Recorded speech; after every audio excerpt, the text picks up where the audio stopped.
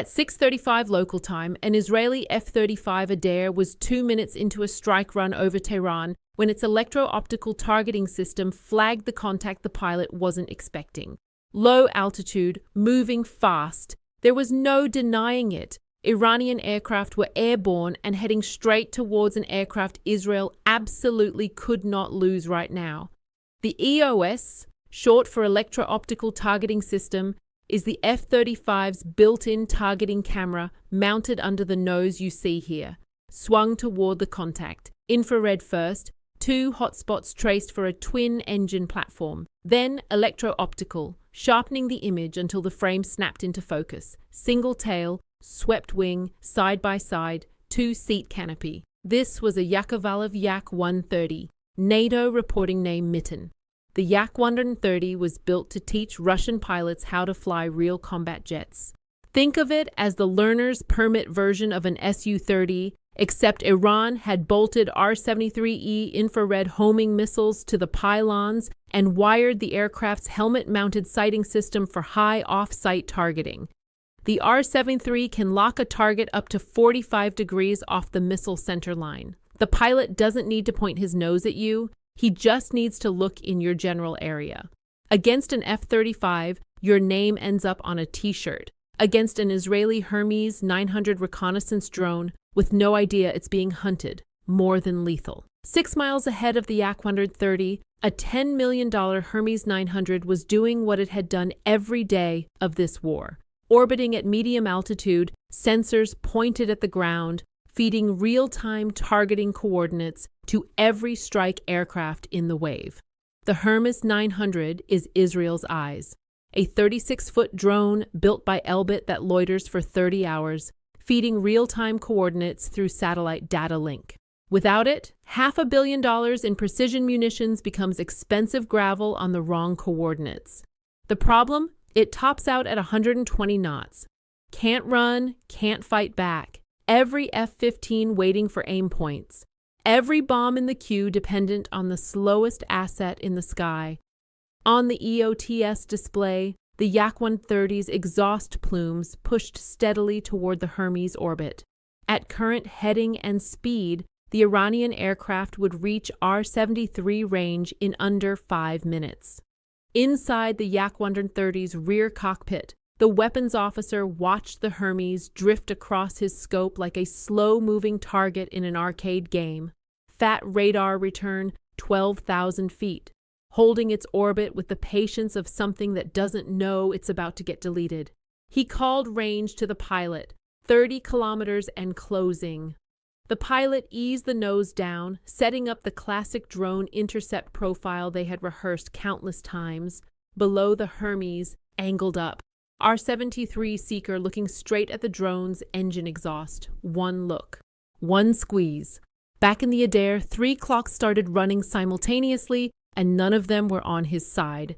5 minutes before the Yak-130 reaches R-73 range on the Hermes. 14 minutes of fuel before he's forced to break west for the tanker track. 9 minutes left in his assigned strike corridor before the next wave of jets comes through the same airspace. 3 countdowns, all converging on the same conclusion. He was running out of time in 3 different ways at once.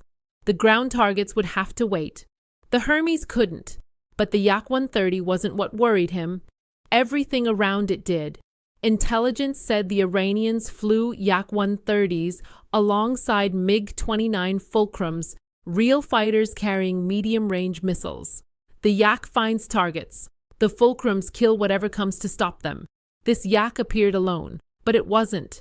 A MiG-29 running dark, radar off, maintaining strict emissions control would be invisible to detection systems. The Israeli pilot took his chances. He dropped toward the city. 25,000 feet. 22,000 feet. Tehran filled the lower half of his visor, burning wreckage, smoke columns, neighborhoods glowing faintly in infrared. He was leaving his assigned corridor, descending into airspace not cleared for him, protecting a drone that didn't know it needed protecting. 14 miles north, inside a MiG-29, the pilot hunted in silence. Radar off. Infrared search active, looking for heat against the cold sky. 5 days of war had taught one rule: turn on your radar and you die. So he waited. Back in the descending F-35, now at 18,000 feet, the pilot was in crowded airspace, multiple aircraft, multiple missions, all separated by invisible boundaries, and he had just broken out of his box. 2,000 feet below, another F-35 pilot was seconds into a bomb run when a friendly aircraft suddenly crossed his path at high speed. No warning, no coordination. He broke hard, aborting the strike. The descending aircraft was gone before he could even identify it. Back in the dive, the pilot knew what he'd done, but stopping wasn't an option. The yak was getting closer. 15,000 feet. Anti-aircraft tracers rose from the city. Not accurate, but a reminder. Below, threats didn't need radar. Shoulder-fired missiles, mobile launchers, hidden between buildings. 13,000 feet. A thermal alert flashed. A heat source rising from street level. Possible missile, possible fire. 2 seconds to decide, break and lose the intercept, or stay and risk everything. He held course. The alert faded. Not a missile. This time, 10,000 feet. The Yak-130 was seconds from firing. The pilot selected his weapon. Not the AMRAAM, too much warning. Instead, the Python 5, an advanced infrared missile. Silent, no radar, lock on after launch, invisible until impact. But it required him to get closer.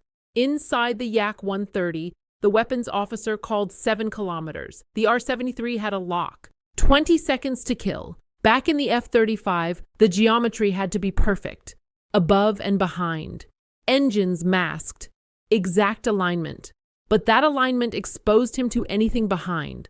And something was there. Inside the MiG-29, the pilot saw it. A thermal bloom. Descending fast. No radar signature. Stealth aircraft. Target acquired. He turned slowly toward it. Waiting. Back in the F-35, the pilot heard nothing. No radar. No warning. Silence. Which could mean safety or danger. 10,000 feet. The Yak was within seconds of firing. He committed. For the first time in decades, an Israeli pilot prepared to fire air-to-air. Weapons bay doors opened briefly. Radar visibility spiked. Then, missile away. The Python 5 launched silently. No warning, no signal. Inside the MiG-29, the thermal contact suddenly vanished. Gone. No trace. The pilot kept scanning. Nothing. The missile closed on the Yak. The seeker filtered through the heat of a burning city, locked onto the engines. Inside the Yak-130, the crew saw nothing. No warning, no alert. 5 seconds to launch. The Python 5 struck between the engines. The aircraft erupted, a flash of heat. Debris falling across the sky. 2 ejection seats fired. The Yak-130 was gone. The Hermes drone continued its orbit, unaware. The pilot keyed the radio, target down, then turned back to his mission. No pause, no hesitation. Weapons bay opened again. A precision-guided bomb dropped toward its target. Mission resumed.